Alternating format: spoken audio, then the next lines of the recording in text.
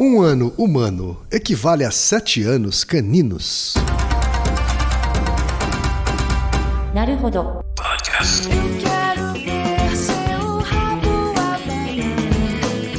Vamos ficar sem coleira. Bem-vindo ao Naruhodo, podcast para quem tem fome de aprender. Eu sou Ken Fujioka. Eu sou Altair de Souza. E hoje é dia de quê?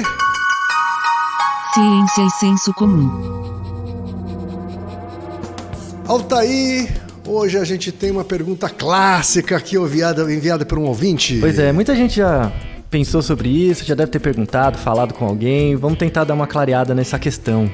Mas foi um ouvinte que escreveu a pergunta pra gente, Altair. Isso. O Ricardo dos Santos. Que reclamou no Twitter ainda, ficou pedindo. É, porque ele já enviou essa pergunta faz tempo mesmo. Pois é. Né? Mas assim, a gente tem uma fila de pautas aqui pra tratar e uma hora chega a sua vez, tá Pois bom? é, como chegou agora. Chegou agora, Ricardo. Ricardo dos Santos, 39 anos, que é técnico de informática de São Paulo, capital.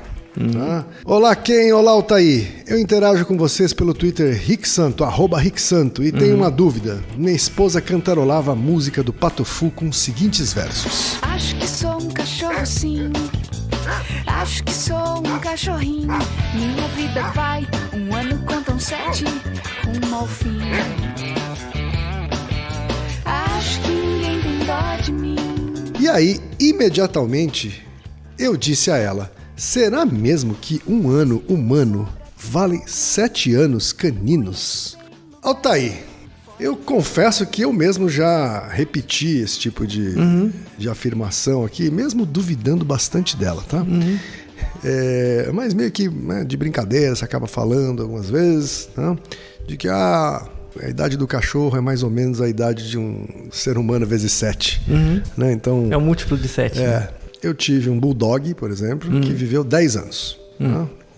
Que o bulldog não é uma raça que vive muito mesmo. Ele é um cachorro médio, né? De tamanho médio. Tamanho médio, mas cheio de problemas, né? A raça cheia de problemas, cheia de defeitos, na verdade, né? Porque é uma raça que foi criada e selecionada a partir de determinadas características, né? Como focinho chato, né? Isso implicava em sistema respiratório ruim, que acaba implicando em sistema cardiológico ruim e uma expectativa de vida mais baixa. Né?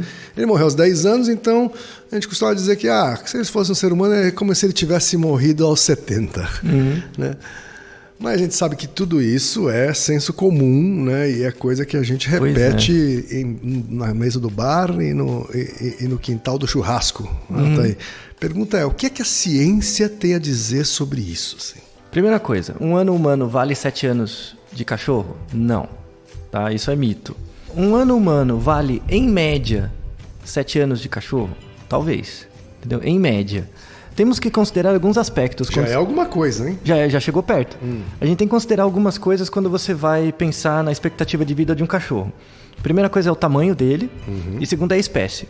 Né? Como quem comentou do cachorro dele, que inerentemente à raça tinha certos problemas estruturais do cachorro. Né? Por que você tem, por exemplo, espécies de cachorro que são meio bugadas, assim, né? Eles já são... Porque a gente propõe uma seleção diferencial deles. Então a gente cruza cachorros com características que a gente quer que eles tenham e, em geral, vai cruzando cachorros meio aparentados para poder aumentar o traço de uma certa característica. E aí você vai tendo a característica que você quer. Por exemplo, eu quero deixar um cachorro cada vez menor, quero um cachorro pequenininho. Então você vai cruzando cachorros pequenos.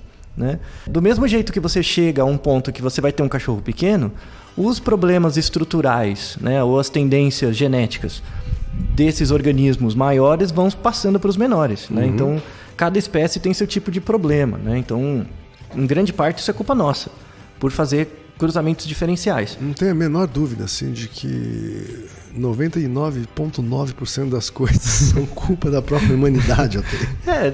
Pelo menos o cachorro é. Né? Tanto é que eles falam, né, e isso é verdade, que os cachorros vira-lata são mais saudáveis, entre aspas, porque eles são mais misturados. Então a variabilidade gênica é maior, a probabilidade de você ter um tipo de doença relacionado a cruzamentos entre cães aparentados é menor. Né? Mas aí, falando sobre a expectativa de vida, por exemplo, temos uma relação entre inversamente proporcional entre o tamanho do organismo, do bicho, do cachorro no caso, e a expectativa de vida. Então, cachorros menores tendem a viver mais tempo do que cachorros maiores. Certo. Né? Porém, essa coisa dos 7 anos não é verdade pelo seguinte: espécies de cachorro diferente amadurecem em períodos diferentes. Então, uma coisa é você falar em expectativa de vida, outra coisa é você falar em amadurecimento do cachorro. Por exemplo, um cachorro é uma criança até que idade? Né? Isso depende da raça do cachorro. Tem raça de cachorro que amadurece mais tarde e outras mais cedo. E isso não tem relação com tamanho. Isso tem relação também com os cruzamentos diferenciais.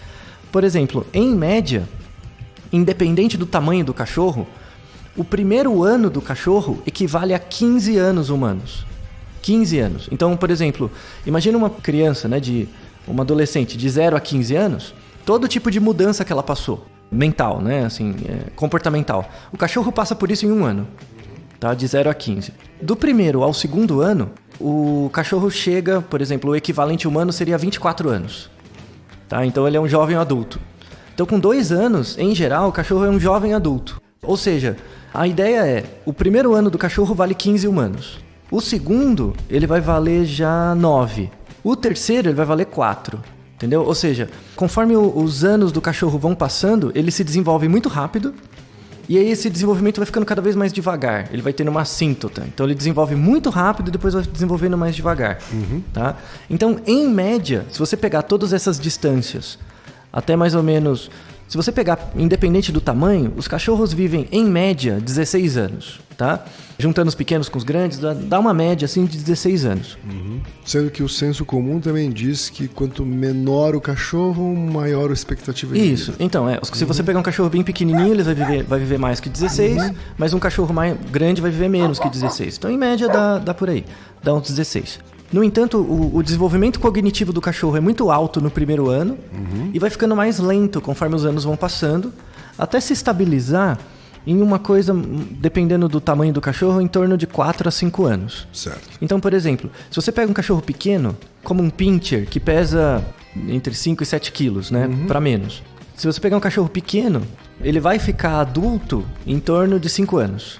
Se você pegar um cachorro grande, tipo um dog alemão, né, que pesa mais que 30 quilos, né, algo assim, ele vai ficar adulto com 3 anos. Então, os pinchers ficam criança mais tempo, né, eles ficam adolescentes mais tempo, porque eles vivem mais. Né? A curva dela vai ser diferente, isso, mais longa mesmo. A curva de crescimento é mais longa. E aí, uma coisa importante, por exemplo, é quem adestra cachorro, porque tem um período crítico de desenvolvimento cognitivo. Então, por exemplo, o primeiro ano você tem que treinar muito o cachorro, muito, porque a capacidade dele de absorver informação e aprender padrões é maior. Então, se você pegar um cachorro, por exemplo, com 2 anos e começar a treinar, ele vai aprender, mas ele vai ter muito mais dificuldade. E isso também, não vou deixar de falar disso, da galinha. O período crítico de aprendizagem de uma galinha é 2 meses. Tá. Então, por que as pessoas acham que as galinhas são retardadas? Porque elas só olham uma galinha mais velha que 2 meses quando elas não têm estímulo. Pega um pintinho, começa a treinar ele com 1 dia de vida. Ele, com 2 anos, eles fazem coisas do arco da velha, até mais que cachorro. Né? Desde que você treine ele densamente nesses primeiros 2 meses. Então, no caso da galinha, o crescimento cognitivo dela é muito rápido e muito curto. Depois fica estável, né? Então ela fica meio burrinha mesmo. Né? O cachorro ele é um pouco parecido, ele tem um desenvolvimento inicial muito rápido e depois vai saturando, né? Vai estabilizando. Outra coisa importante do cachorro, né? Falando sobre expectativa de vida, então primeiro é o tamanho, mas temos características das raças que fazem com que eles vivam mais ou menos. Por exemplo, não sei se vocês sabem, você sabe o que é a apneia do sono, né, Kim? Sim. Você sofre com isso eventualmente. Sem dúvida. Então, a apneia do sono... Todo gordo sofre. Então, a apneia do sono é o distúrbio de sono mais prevalente. Aqui em São Paulo afeta quase 30% das pessoas, né? É bem prevalente. A apneia do sono começa porque a sua garganta fecha durante a noite, então o ar não passa e você entra em apneia respiratória, você não consegue respirar, tá? No início as pessoas começam roncando, então elas fazem aquele barulho de roncar, né? Vai roncando. Com o tempo o ronco vai ficando mais alto. Para quem já dormiu ou ficou perto de alguém que ronca muito, que tem apneia, a pessoa começa a roncar, de repente ela para. Ela dá uma parada, do nada, que é uma parada respiratória. Aí passa alguns segundos, ela faz um barulhão de novo e volta a roncar de novo. E fica repetindo esse processo durante a noite. Exato. Talvez as pessoas não saibam. Tem um momento que parece um desespero, na verdade, em busca de ar, né? Porque você tá sem ar mesmo, né? Na verdade, é um desespero em busca de ar. Isso, você tá se afogando, dormindo, né? O ser humano, o Homo sapiens, é o único organismo que tem a apneia do sono. Ah, você tá brincando. Verdade, é o único. Logo isso. Pois é, nós somos os únicos que temos naturalmente a apneia do sono. Quer dizer, né? o ser humano tá de parabéns, né? Uma das poucas coisas que é só o ser humano que tem uma porcaria dessas. Pois é. Não, mas aí tem uma hipótese evolutiva para a apneia do sono, que é... Porque, por exemplo, o macaco quase não tem apneia do sono. Que é porque a garganta dele, né? Os músculos e a estrutura da garganta é rígido. Como é muito rígido, o ar passa e não colapa, não tem como fechar. A gente precisa de uma garganta flexível porque a gente tem linguagem, a gente precisa falar. Certo. Né? Então, ter a linguagem foi uma habilidade cognitiva muito grande para o sucesso da nossa espécie, porém teve um coproduto que é a apneia. Né? Então, você tem filhos quando você fica jovem, mas quando você fica velho você tem apneia, mas aí a seleção natural não tá nem aí para você. Sim. Né? Mas faz sentido. Então. Mas a gente artificialmente conseguiu desenvolver isso no cachorro. Então a gente criou, por seleção diferencial, cachorros que nascem apneicos. Que é o cachorro com a cara batida, como o seu Bulldog, o Pug. Sim. E todos esses cachorros que têm cara batida. Né? O ser humano de parabéns de novo, então. Pois por criar esses cachorros meio bugados, né? Um Pug, se você pensar um Pug, ele nasce desaturando, né? Ele não consegue respirar direito. Sim. Tanto é que tem algumas agências aéreas, eles não embarcam um Pug no avião. Porque se eles colocarem no compartimento que fica um cachorro, quando o avião sobe, tem uma despressurização, então a concentração de oxigênio é menor. Sim. Como o cachorro já respira pouco, ele desatura muito, ele morre de insuficiência respiratória. Mas não por causa do avião, mas sim porque ele é um Pug, né? Que é um cachorro meio bugado. Claro. O Bulldog sofre com isso, vários cachorros. E aí, uma das principais consequências da apneia do sono em humanos é um estresse respiratório e também um estresse cardíaco. Então aumenta a chance de infarto e tal. E isso também acontece com esses cachorros. E, que é uma coisa que particularmente eu estudo, né, uma das minhas linhas de pesquisa, é o efeito da apneia na cognição. Então, não tem trabalho disso com cachorro, eu tenho vontade de fazer isso com Pug. Mas tem esse com humanos, que como você vai ficando com apneia frequentemente, você começa a ter hipóxia, começa a faltar ar no seu cérebro. Certo. E isso compromete a conectividade entre os hemisférios cerebrais. E se você ficar anos sem tratamento, isso pode gerar problemas cognitivos, de memória e tal. E inclusive demência precoce.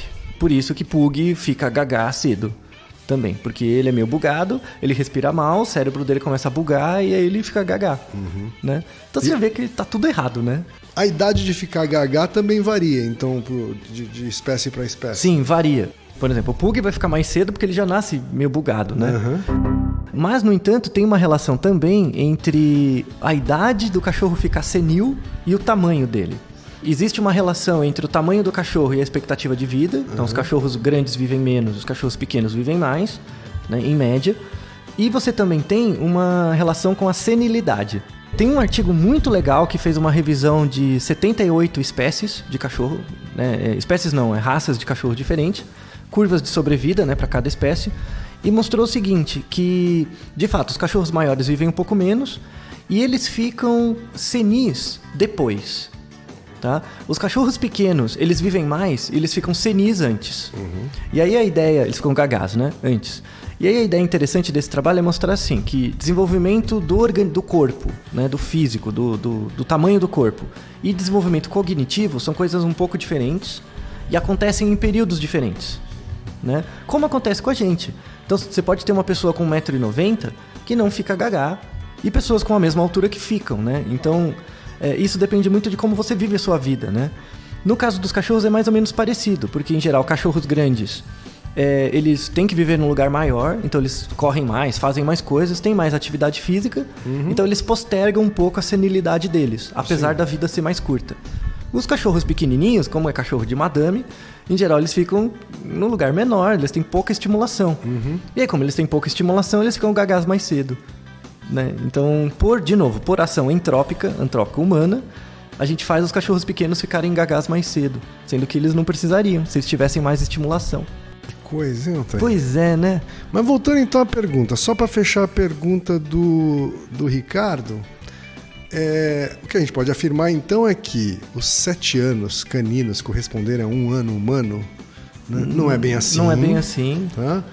Dá para se falar que é uma média, grosso modo. É, uma média bem ruim, né? Uma média ruim, exato, já que, na verdade, a expectativa de vida do cachorro pode chegar a 16 anos, né, em média. Isso. E 16 vezes 7 dá mais de 110 anos. Isso. Ah, só uma pequena informação. Por exemplo, pega um cachorro com 16 anos caninos. Se ele for pequeno, ele vai ser equivalente a 80 anos humanos. Se ele for de tamanho médio, 87. E se ele for grande, 120 anos. Então varia muito entre as espécies. Sem dúvida. Então, ou seja, vamos parar de ficar afirmando que 7 anos de cachorro é igual a um ano humano. Isso, e cuide direito do seu bichinho, tá? Leva ele pra passear pra ele não ficar gagá. É, isso é mais importante. Pois é. Naruhodo, ilustríssimo ouvinte. E lembre-se, aqui no Naruhodo, quem faz a pauta é você. Você discorda do que ouviu, tem alguma pergunta, quer compartilhar alguma curiosidade ou lançar algum desafio? Escreva pra gente. podcast@naruhodo.com.br. Repetindo, Altair. podcast@naruhodo.com.br. Então até o próximo Naruhodo. Tchau. Tomo arigato. なるほど。 Você sabia que pode ajudar a manter o Naruhodo no ar? Ao contribuir, você pode ter acesso ao grupo fechado no Facebook e receber conteúdos exclusivos. Acesse apoia.se/naruhodopodcast. なるほど。 Esse podcast é apresentado por b9.com.br.